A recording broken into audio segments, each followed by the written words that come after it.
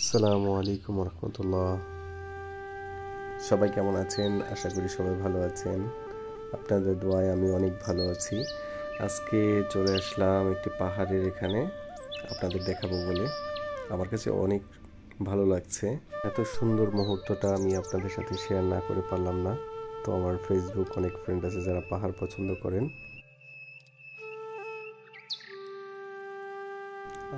আমার কাছে অনেক ভালো লাগছে। তো আপনাদের কাছে কেমন লাগছে দেখতে?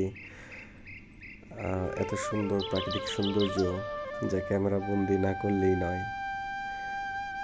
সো এই উদ্দেশ্যে আমি একটু ক্যামেরা বন্দি করলাম। কেমন হয়েছে?